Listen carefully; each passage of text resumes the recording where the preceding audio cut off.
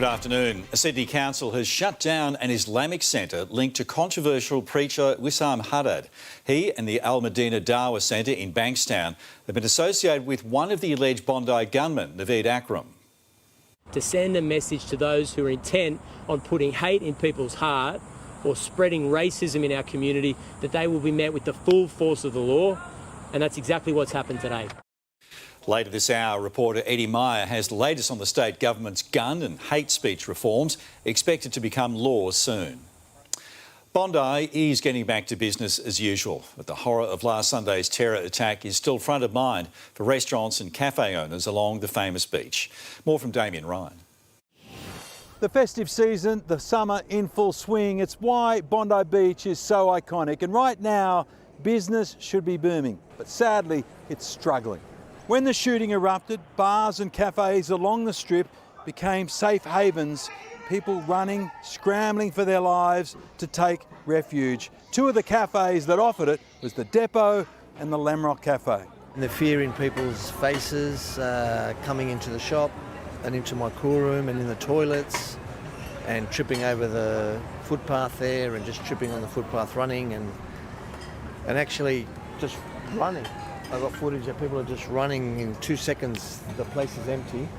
Was just another thing altogether. I've never seen anything like that before. And today, a concerted campaign to get the show back on the road. The Mayor of Waverley pleading to Sydney-siders and people from all over the world to come back to Bondi. It's reopened and it's safe. Now is the time to show strength and unity. And I ask that over this next period and up to New Year's, people come back to Bondi, have a coffee, have a food, get a haircut, go to the pub and get a pint. Our businesses will greatly appreciate it. Sadly, this part of the world has been here before after the Bondi Junction stabbing attack. People coming back, it's said to be all part of the healing process. The City of Sydney Council has confirmed a tribute for Bondi attack victims as part of New Year's Eve celebrations next week. Just before the 9 p.m. fireworks display, the pylons of Sydney Harbour Bridge will shine white with the image of a dove and the word peace. 2 hours later, the entire landmark will be illuminated white as part of a minute's silence. People around the harbour will be encouraged to switch on their phone torches and shine a light in solidarity. The opposition leader has refused to back down from her attack on Foreign Minister Penny Wong in the latest show of partisan politics that's dividing federal leaders. Here's federal politics reporter Emily Saunders.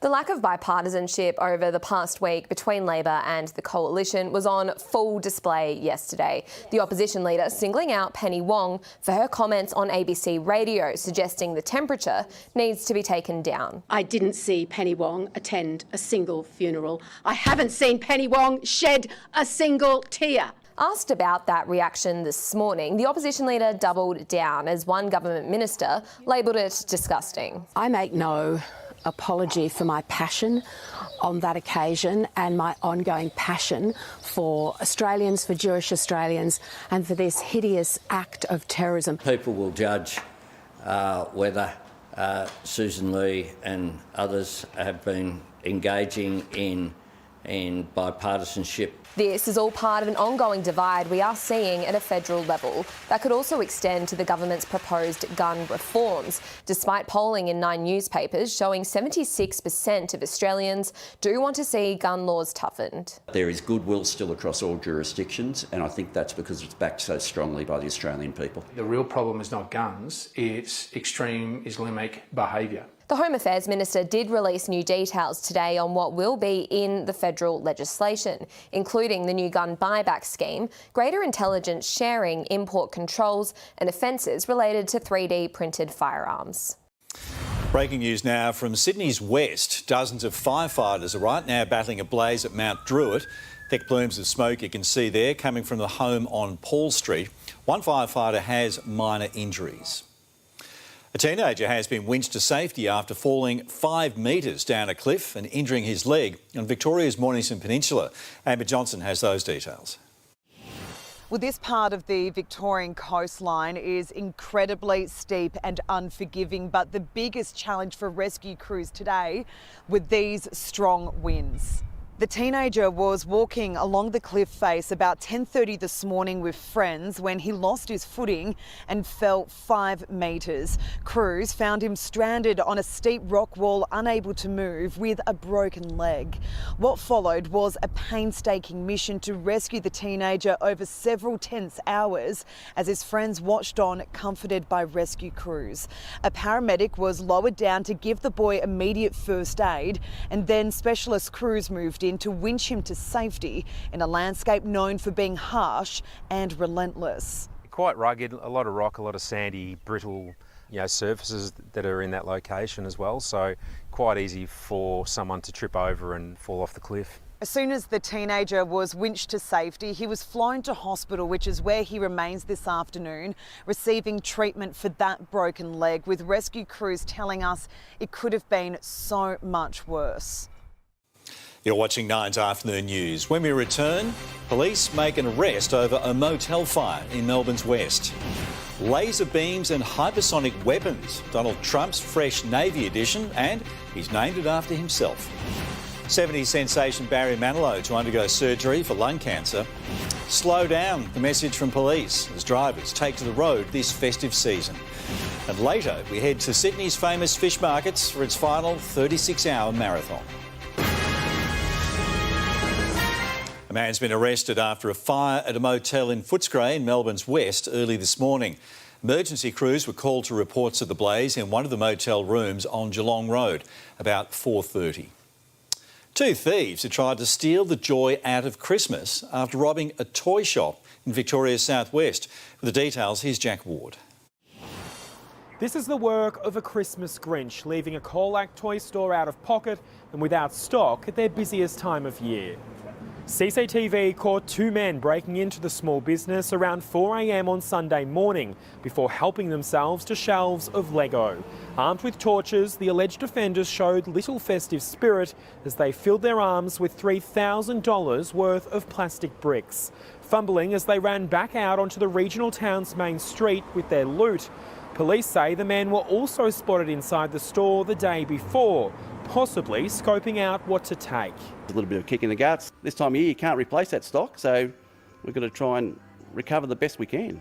We've come to support them and come and just buy some last-minute gifts. Stephen has owned the small business for 11 years and says he's never had a crime problem until the past 12 months. The weekend was just the latest blow for a shop that is trying to survive in a world of online shopping. It's outrageous. I mean, why people would do that at any time of the year, let alone at Christmas. I hope they enjoy their little haul and that they get caught, because that's low. But while some are stealing joy, others are choosing kindness. The shop has been overwhelmed by the support of this tight-knit community. Overseas, the US president has announced a new ship for the Navy, and it's named after himself. The Trump-class battleship, coming against a backdrop of tensions in the Caribbean and a pressure campaign on Venezuela. Washington correspondent Lauren Tomasi has those details. The Trump-class USS Defiant. That's the new battleship announced by the US President Donald Trump, naming the new naval vessel after himself. New Golden Fleet, we're calling it the Golden Fleet. Each one of these will be the largest battleship in the history of our country, the largest battleship in the history of the world ever built. Side by side with the Pentagon chief and the Secretary of the Navy, Donald Trump announcing a new era on the water. 2 ships to begin with, 20 to 25 warships in total. Renderings show an image of the US president with his fist in the air taking centre stage on the vessel, which the US president says will be armed with guns, missiles, hypersonic weapons and laser beams. We have lasers where you aim the laser at a target, it just wipes it out. We're going to have, there'll be the most sophisticated lasers in the world, and the most sophisticated laser in the world will be on the battleships that we're building. We'll have a new leg in America's nuclear deterrence, because the Trump-class battleship will carry the nuclear-armed sea-launched cruise missile. The announcement of more warships coming at a time when the US Navy has bolstered its presence and assets in the Caribbean and as tensions soar with Venezuela. Today, the United States in active pursuit of an oil tanker near Venezuela as the Trump administration's crackdown on the country's oil industry ramps up. The vessel had been bound for Venezuela to pick up crude oil. It refused to be boarded by US Coast Guard officers, instead turning around and fleeing. It's now the third time in less than 2 weeks that the Trump administration is going after tankers linked to Venezuela, whose oil industry is its lifeblood. It's now been cut off. As tensions with the country grow, Donald Trump has now suggested or outright threatened to launch a ground invasion of the country more than a dozen times. Barry Manilow has been diagnosed with lung cancer, announcing he'll have to reschedule his upcoming shows. The 82-year-old said the cancer was found in an MRI he had after suffering bronchitis, and he'll need to undergo surgery. The singer of Copacabana and Mandy, amongst other hits, was successfully treated for throat cancer 5 years ago. One very lucky American could become a billionaire just in time for Christmas. The Powerball jackpot hitting $2.4 billion.